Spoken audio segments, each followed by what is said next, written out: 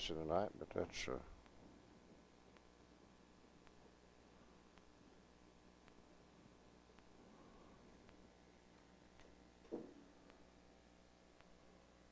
I don't know what book did I say. Ester. I might have said that. Some people's brain just doesn't work like it once did. Okay. Book of Ester. Huh? All right, appreciate that. All right. You should have on your handout, you should have one-page historical background and some text notes and some study questions on the book of Ester. And so we'll look at chapters 1 and 2 tonight, Lord willing. We're going to begin our class with a prayer. Going to remember Brother Holman has a little colonoscopy procedure tomorrow. That's never pleasant. And there. So anybody else need to remember in our prayer? Okay, let's bow our heads. Dear God, thank you for the day and for the blessings of it, and thank you for allowing us to be here tonight at this hour to study your word. And we ask your blessing upon us as we so do. Be with us and use us in your service. Let us be better servants of yours in the days ahead. And pray always, dear God, that your will be done in our life. In Jesus' name we pray. Amen. Historical background for Ezra, Nehemiah, and Ester. And so you have this. We've handed out this page previously when we first started the class, but it's a good review of it to get back, put things in order. If we went back and put the books of Ezra, Nehemiah, and Ester in their chronological order, then Ester would come before Ezra and Nehemiah because of the date of the events took place in that particular place. Major events to remember under this historical background: God used kingdoms to discipline, mold the redemptive nation. Talks about the three captivities there, and under A, the Assyrians there, the northern captive by the Assyrians, southern nation taken by the Babylonians, and of course the return out of captivity under the leadership of the Persians. Threefold deportation, number B, and this is 606, 597, and 586. That was at the hand of the Babylonians, and because of Israel's final rebellion, God brought his judgment upon them. And then number C talks about the return, and that gets into our area of study. There was a decree made by Cyrus the Persian, and who was actually mentioned back in the Old Testament book of Isaiah, chapter 44, toward the end of the book, and the first verse or so in chapter 45, there, that he would be the one who would be the deliverer of them. And so Cyrus made the decree. Anybody that wanted to return could return, and about how many came back under the leadership of that first person named Zerubbabel? 47 of the time you add the Israelites and the other helpers and everything, you had right at 50,000, didn't you? 49 something. So right at 50,000. And so that was good to remember. And this first return came in the year of 536 BC. We had the work of the prophets of God, Haggai and Zechariah. The inhabitants of the land had been successful back in the book of Ezra of bringing the work to a stop. And so under the encouragement of Haggai and Zechariah, the people continued back in the work, and they finished the building of the temple around 516, 515 BC. And and completed, we say 515, sometimes 516. Esther becomes a queen in 479 BC. You might add that to your notes there. 479. And this is in the 7th year of the king's reign, as we'll note in chapter 2 and verse 16 in our text tonight. And Ezra's return, number 6 under C there, was in 458 BC. That was in the 7th year of King Artaxerxes. And so that chapter 7 through 10. 479. She became queen in the 7th year of King Ahasuerus, and his reign began in 486 to 465, as we'll note a few minutes from now. And so that would put her date of becoming queen around 479. Ezra 458, which is not too many years after that, but somewhat after that. It's after Queen Ester. And then, of course, Nehemiah, he came back to rebuild the walls in 444 BC. And then have note of Malachi in the latter period also. Some would date his work just before Nehemiah's time, and others some 40 years after. So some question as to the exact date of Malachi as such. So Ester 479. That after the first return under Zerubbabel in 536 and 479 and 458 and 444. Those days become significant to us in this study. And number 2 talks about the events of Ezra and Esther and Nehemiah. Malachi spanned the reigns of 5 Persian kings. And so these kings become important to us, if you will. And the number A talks about Cyrus. Cyrus was that king that issued that initial decree for the Israelites to return. His reign was from 559 to 530. We're particularly interested in the year 536 when they returned. And so that was the return under Zerubbabel. Go back to the book of Ezra in chapter 1. And kind of interesting too, this would probably point toward the last days of Daniel's life. That means Daniel he's not a young fella at that time. We don't know how old Daniel was when he was taken into captivity in 606 BC, but we understand that was the time he was taken. And he was of sufficient age to be put under tutorship or training, if you will, to become one of the noted wise men in Babylon. And so even if you put him at the age of 15, which will be early, 70 years in captivity, that puts him up to 85 or so. Probably go a little older than that, then in the days of Cyrus. And he was an old man when he was put in the lion's den. Too tough to chew for those lions. Didn't do it. So anyway. The second king by the name of Cambyses is not mentioned in the Bible by name, 535:22. And this is the king who is identified. You might want to write his name out here on the side of that. Ahasuerus in Exodus 4 and verse 6 is one is identified as that. And so that would probably be Cambyses. Ezra 4. Excuse me, thank you, Carla. Ezra chapter 4 and verse 6, Ahasuerus is mentioned, and that's most likely would have reference to this Cambyses, this Persian king. It was not called by that name, at least in the Bible. And then there's Darius the One, Darius the First. He was a significant thing. And you might put out beside of his name there the word Hystaspes, Hystaspis. Hystaspes. So he's identified sometimes as that. There are several Persian kings which had the name of Darius, 3 or 4. There, and sometimes a little bit confusing to keep them separated one from another. But this is Darius the First, sometimes called the Great, I think. And it was under his kingship that the temple was rebuilt, because he found the decree where Cyrus had made that the Israelites could go up and do that, and he backed Cyrus's decree, and so he supported the completion of the temple. That's Ezra chapter 4.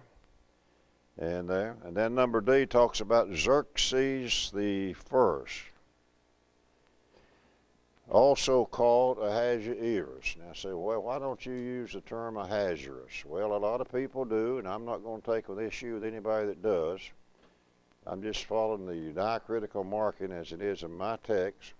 And you got 5 syllables on that name, Ahazu, long E, so the accent in my text is on the E. So that's the reason I'm saying Ahasuerus. And if I slip back and say Ahasuerus, you'll just understand, okay? So it's not unusual, and it's very common for folks to say Ahasuerus, which is fine as such, but Ahasuerus. And this talks about his reign, if you'll notice, from 486 to 465. And the events of Ezra, of course, are recorded there. And it was during his reign that Ester becomes queen. And in the 7th year of his reign, as we will see, I believe in chapter 2 and about verse 16, is that where it is? And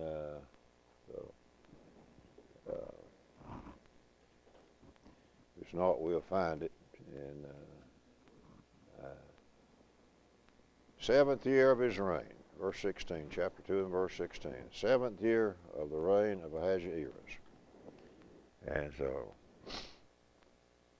And then there's Mr. Artaxerxes, number E under that.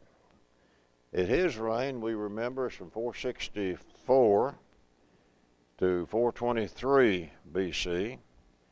And the events of Ezra also has to do with that.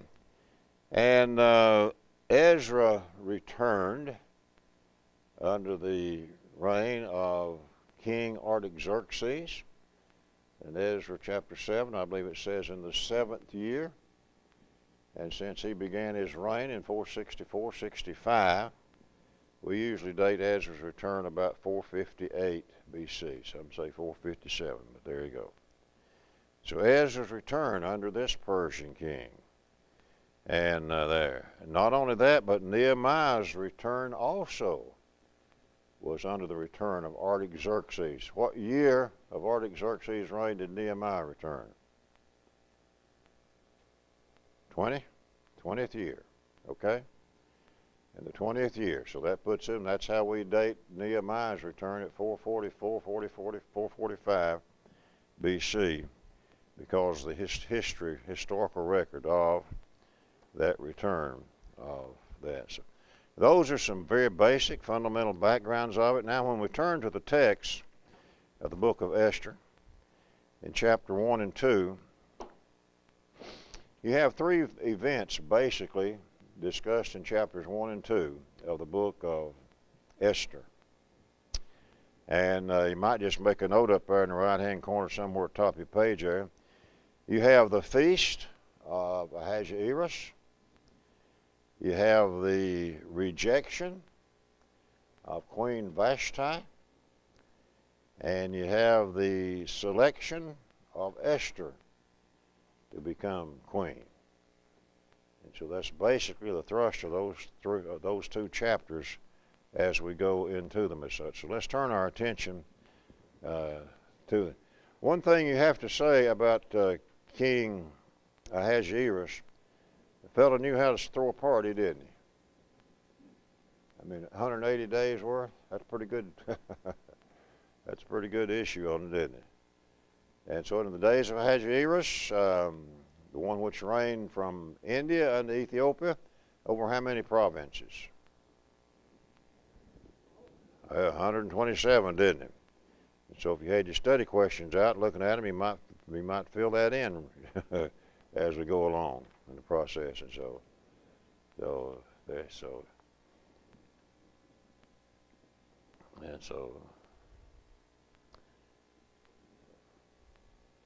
this would be the same as Xerxes the one, who reigned from 486 to 465, and over 127 provinces there.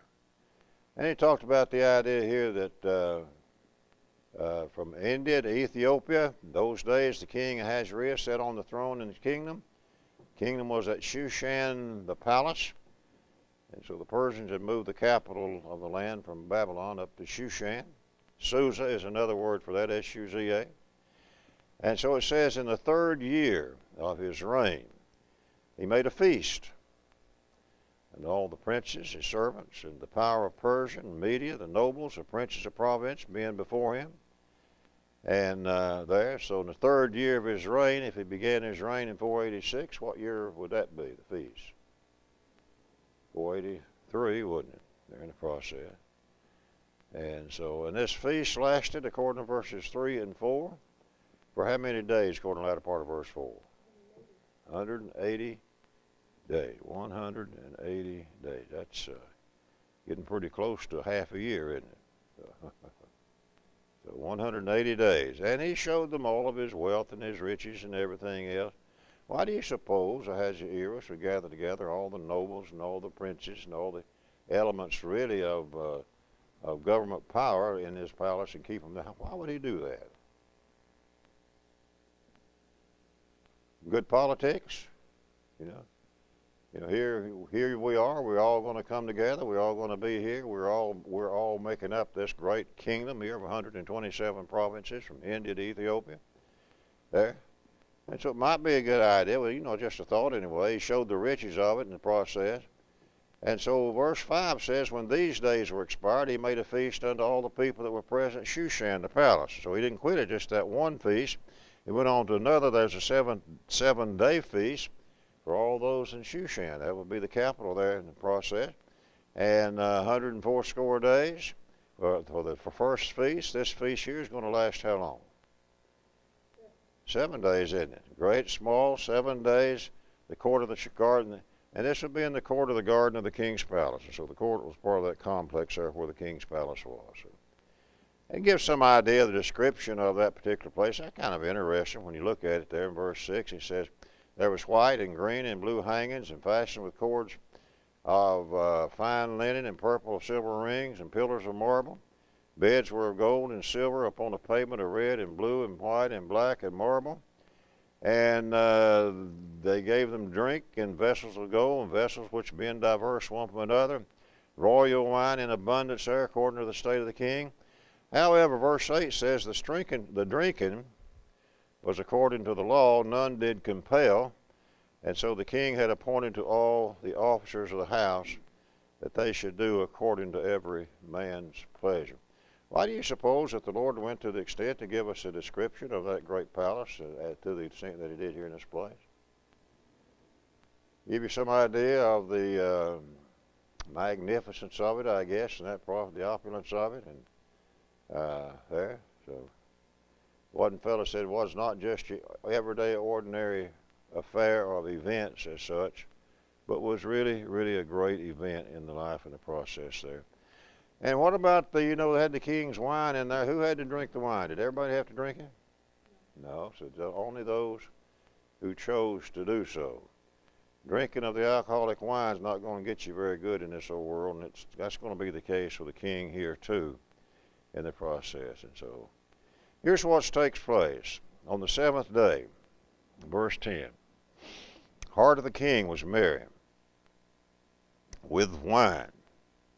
So he commanded a fellow by the name of Mehuman, Bisma, Harbona, Bigtha, Abagtha, Zethar, Carcass, the 7 chamberlains that served the presence of Ahasuerus, and he commanded to bring Vashti, the queen, before the king with a royal crown to show the people that the princess, her beauty, says, well, she was fair to look on.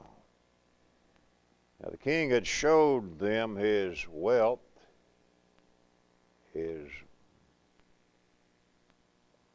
all of his goods, his gold and his silver and drinking out of the gold cups and all that stuff. And then he comes, he says, I want to show the people the beauty of my queen, Vashti, as such. And what did Vashti think about that according to verse 12? She refused, didn't she? Look down in question number 8 on your study questions there, if you don't mind.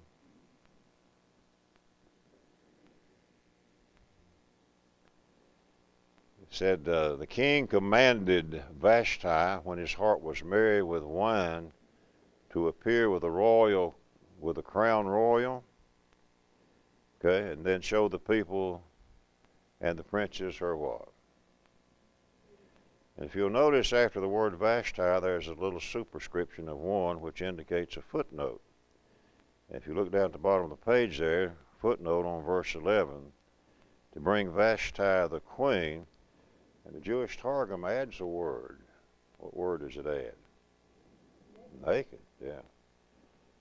And so that's kind of a general rendition, I guess, of the Old Testament law as such, and there, so where they would do this. So Vashti says thanks, but no thanks. You got to give her some credit on that in the process there. And so she refused. Therefore was the king. What was the king's response to that, verse 12? He got mad, didn't he? He was wroth. He really got upset in the process there. His anger burned within him. After all, the very idea of my queen not doing what I asked her to do. Of course, we stop and think about that. You know, why in the world would somebody want his queen to come and present herself in an inappropriate way to the people on that occasion? And every indication is that it would be in some form of inappropriateness how she was being asked to present herself, because later on, Esther's going to present herself before the people, but she's not going to be asked to do, I don't think, what Vashti has done, it says. So, well, it said in verse 13 that the king said to the wise men, which knew the times, for so was the king's manner toward all that knew law and judgment. And so there was some concern over the people there about Vashti and her reaction to the king's command. And so it talks about that. And so he gives the names of some of the wise men there in verse 14. These 7 princes of Persia and Media, which saw the king's face, and which sat at the first in the kingdom. So here are the king's 7 princes, they're close associates there, and they see the king's face and how he was so upset, if you will, because Vashti rejected his request, orders, his command. And so they raise a question, verse 15, what are we going to do with Queen Vashti? What shall we do according to the law? Because she hath not performed the commandment of the king Ahasuerus by the chamberlains. And so Vashti was one who, in her rejection of the king's command, was found to be in disobedience to the law. Well, a fellow by the name of Memucan answered and said, Vashti the queen, verse 16, hath done wrong not to the king only, but also to who? All the princes and all the people. The whole country. This one woman's action, you know, this is wrong to the whole country. And it's going to have some consequence there. Look what it says in 17. For the deed of the queen shall come abroad unto whom? All women. And so they're going to do what? Despise their husbands. And so the charge is Vashti rejected the king's command as such, and when the word gets out across the land that the Vashti the queen had done so, then all the ladies in the land are going to reject their husband's directions, you know. Talk about lame logic, but nonetheless, that's what they're doing. And so King Ahasuerus commanded Vashti to be brought in before him, verse 17. And it said not only this, verse 18, likewise shall the ladies of Persia and Media say this day unto all the king's princes which have heard of the deed of the queen, thus shall there arise too much contempt and wrath. Vashti's actions had some great consequences in the mind of these, we'll say, mindless people, really. So verse 19 says, if it please the king, that what kind of commandment go forth from him? A royal commandment. And when the Persian king issues a royal commandment, what's the essence of that commandment? As I said, it's what's said, it's done, and it's done.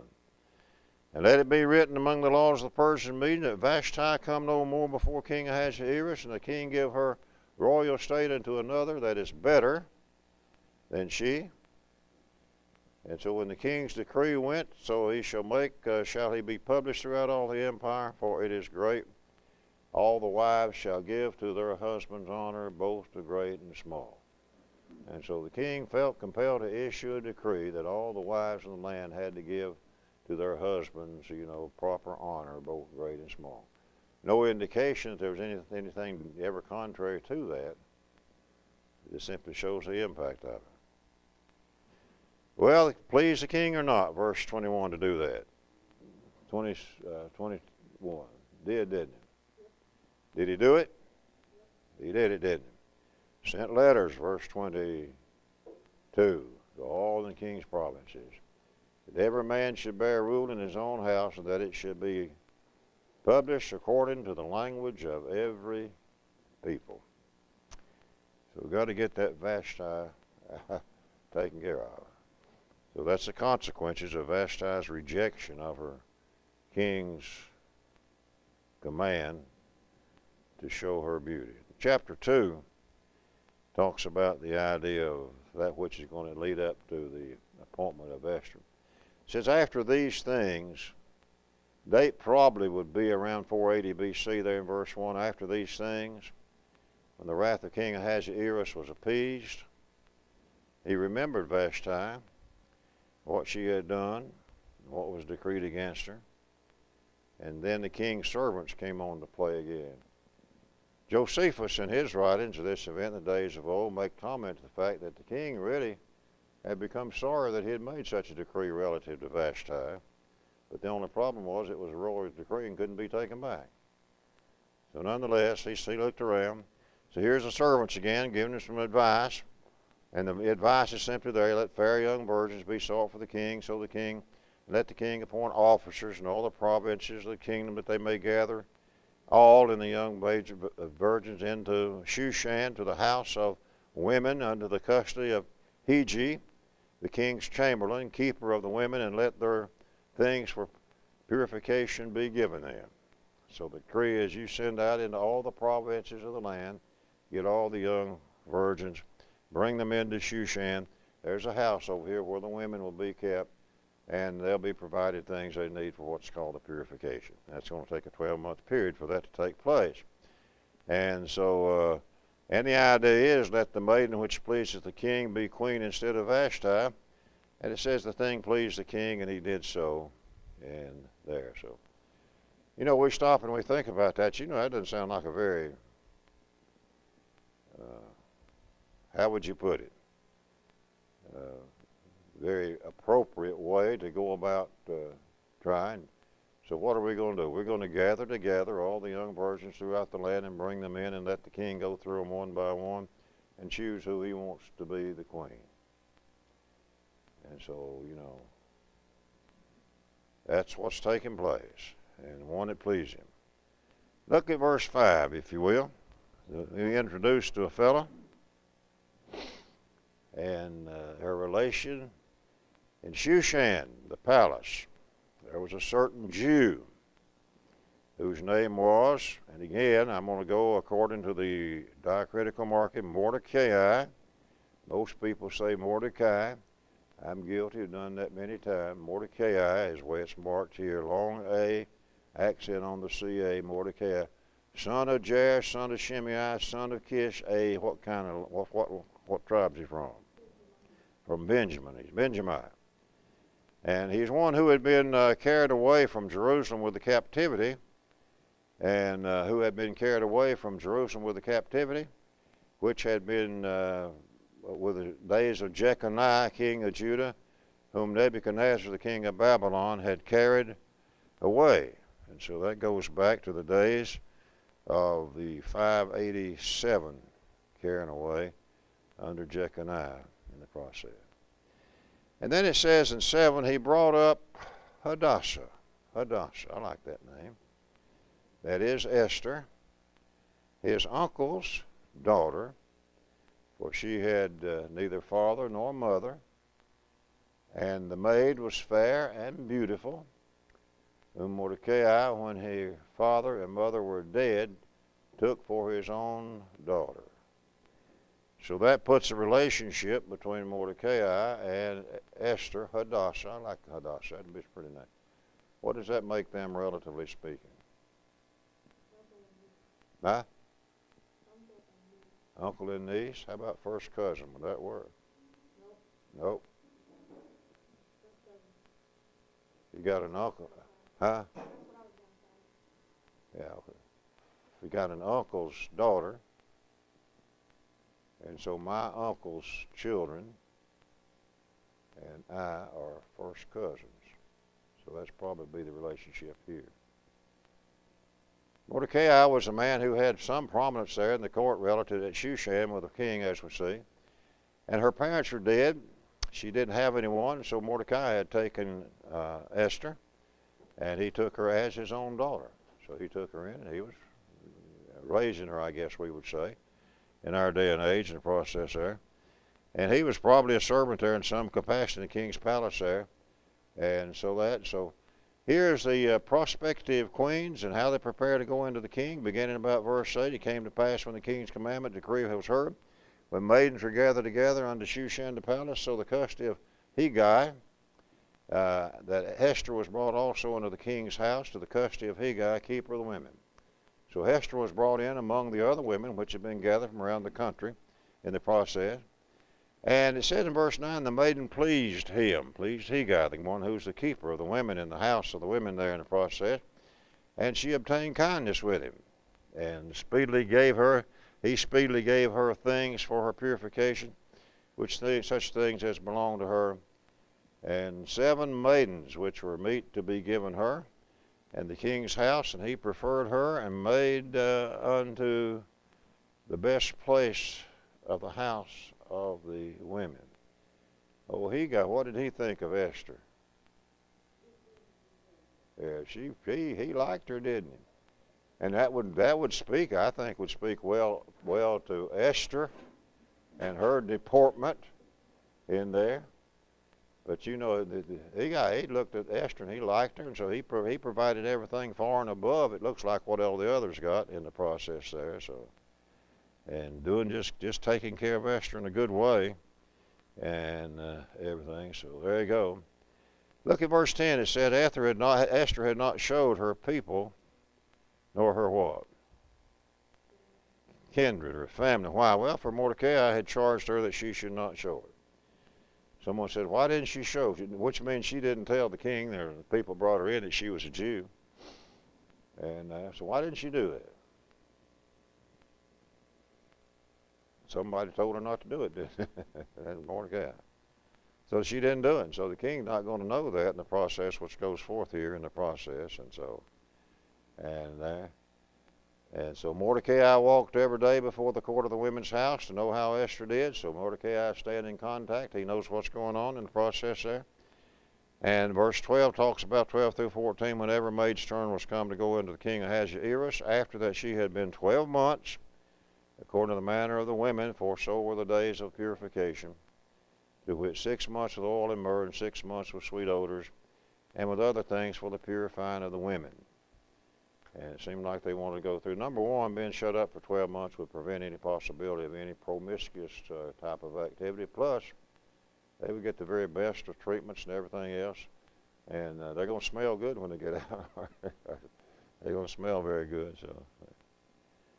And so verse 13, thus every maiden came before the king, to go in with her out of the house of the women of the kings. And verse 14 says, in the evening she went out, and tomorrow she returned unto the women, to the custody of Ashgaz, the king's chamberlain, who kept the concubine. She came in unto the king no more, except the king delighted in her, and that she were called by the name. And so we don't know how many, but we would think in the process, how many do you suppose there would be of these young ladies out of 127 provinces which would be gathered yet?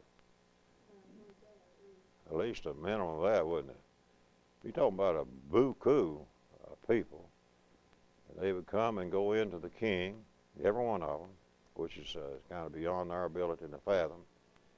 And once having done that, then that was it. They were shut up for the rest of their life, and they were committed to be without anybody else. And they would go in, they sort of become a second wife in a way into his harem there. And unless the king called her, that was it. That was it in the process. Well, Esther's turn came, verse 15. And daughter of Abihail, the uncle of Mordecai, who had taken her for his daughter, was come in to go unto the king. What did she ask to have when she went in? According to verse, 15? Nothing. Nothing but what the king's chamberlain, the keeper of the women, appointed. And so Esther obtained favor in the sight of all them that looked upon her. And so it kind of gives you the idea, it does to me at least, the idea that Esther's behavior was such a nature.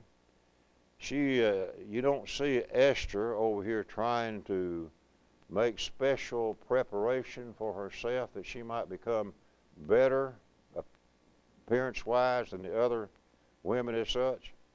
It's kind of like the I am who I am, and here I am in the process. So she didn't require anything extra, and out of the process of all that, it seemed like she derived quite a bit of respect from the others who were present on that occasion. She obtained favor. So Esther was taken into the king Ahasuerus, and talks about which is the month of Tebeth, 10th month, which is the month of Tebeth, in the 7th year of his reign. And if he began to reign in 486 BC, and he went in the seventh year, then that would put her going in at what time? 479. That's the way he would work. And what did the king think about Esther according to verse 17? Yeah. Above all the women, obtained grace and favor in his sight more than all the virgins. And it says he set the royal crown upon her head and made her queen instead of Vashti. And so kind of an unusual way for someone to become queen, I guess, but nonetheless, that's how it went in the process. And it said he loved Esther above all the women, verse 17, found grace and favor. And so he set the crown upon her head, and she been made queen instead of Vashti. And of course the king, being one who likes feasts, did what, according to verse 28? Gotta have a feast. You gotta have a feast. And so here she receives the royal crown, and Esther is chosen above all the others. And now Esther is going to have a feast. It said the king made a great feast unto all the princes and his servants, even Esther's feast, and made a release to the provinces and gave gifts according to the state of the king. Most think that the idea that he made a release to the provinces, perhaps he issued a decree to give permission not to pay the taxes or something like that. Some favor that he showed toward the people in the provinces there. So likely a release from duties for a holiday, and expenses might be associated with that in the process. Well, verse 19 talks about the virgins were gathered together the second time. Mordecai sat in the king's gate. Esther had not yet showed her kindred nor her people. She hadn't yet showed herself to be a Jew, as Mordecai had charged her, for Esther did the commandment of Mordecai like as when she was brought up with him. And so Esther, even though she is a queen now of the Persian Empire, she's still listing number one to whom?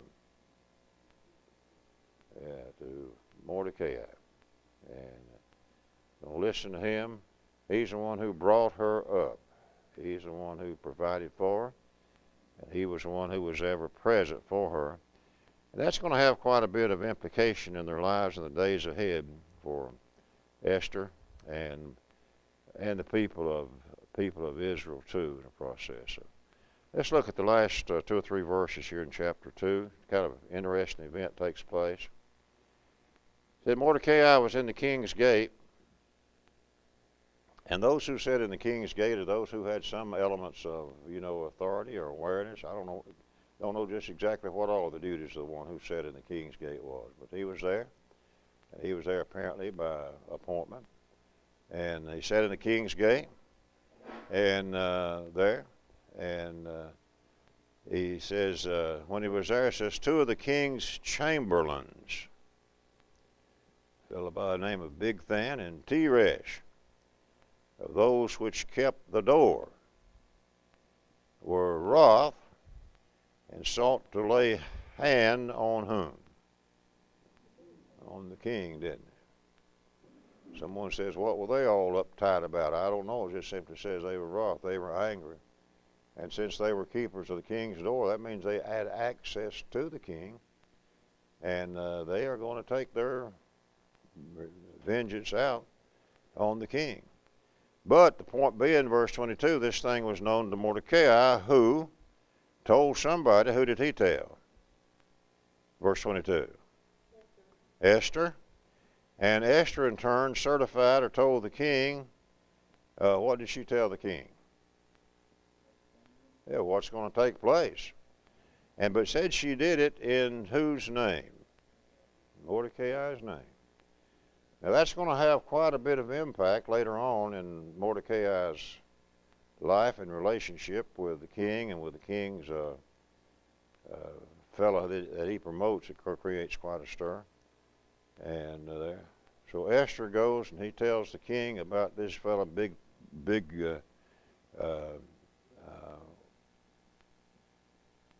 and Teresh, and she does it in Mordecai. King, Mordecai tells me that these two are angry, wroth with you, and intend to take your life. The record says in verse 23, when inquisition was made of the matter, it was found out that they were both, what happened to them? Hanged on a tree, and significantly so, it was written where? In the book of the Chronicles before the king. Now we're not talking about the book of Chronicles in the Bible and such. We're talking about the daily record, historical records which are kept by the kings and such. This statement here in chapter 2 and verse 23 is going to really have a great significance later on in the life of Mordecai and Esther and the king and a fellow by the name of Haman, if you will.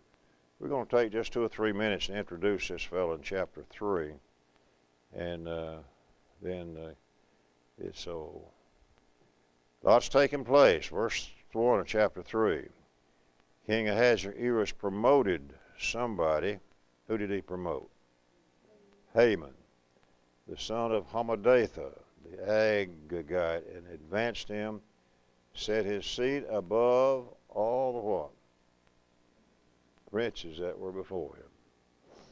So the king makes a promotion among the ranks of the people there. Here's a fellow by the name of Haman. We aren't told particularly what his credentials are as such, but the king promotes him up to, he's over all the princes. Do what, Carmen?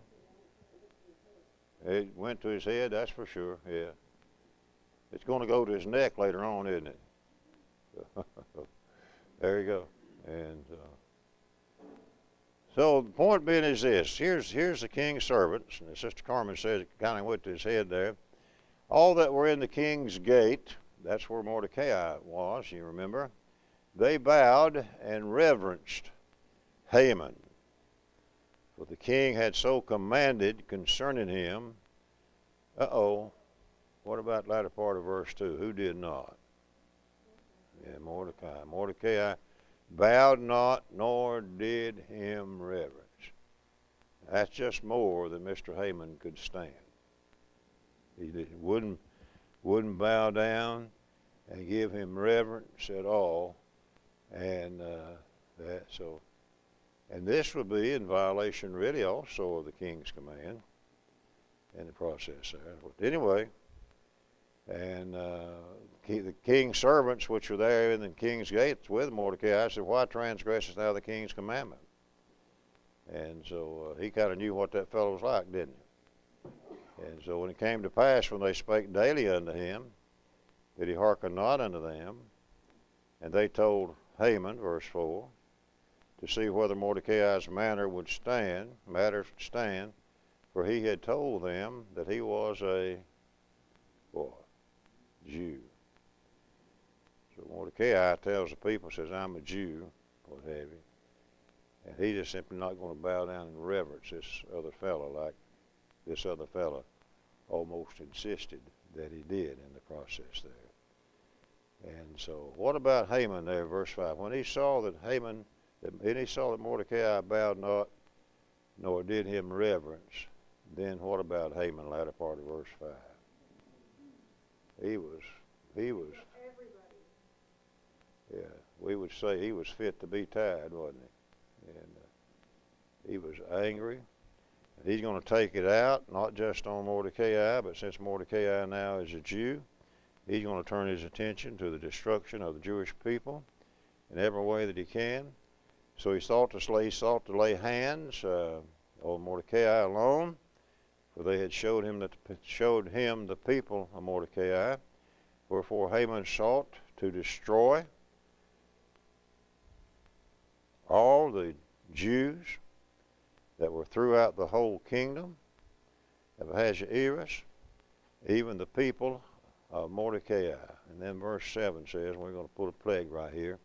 In the first month, that is in the month Nisan, in the 12th year of King Ahasuerus, they cast pur, that is the lot, before Haman from day to day and from month to month to the 12th month, that is the month Adar in the process there.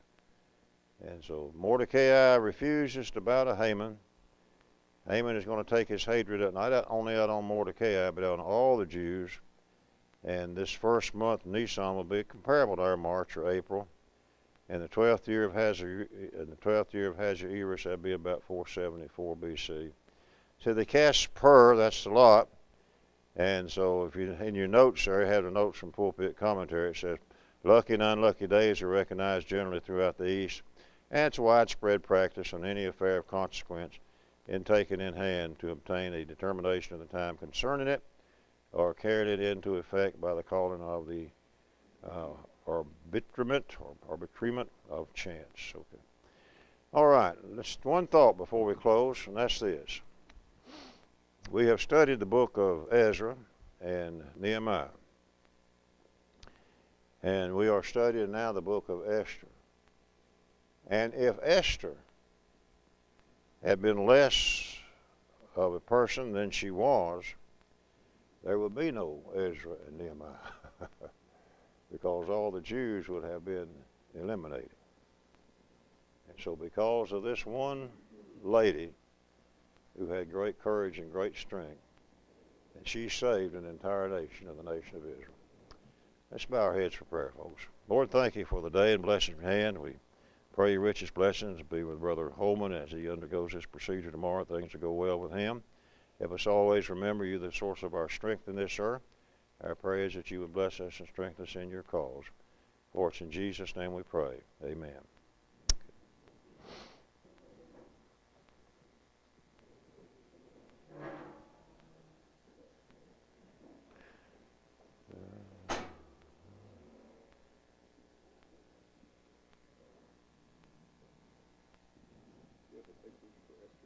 Yeah. Sure have. Let me get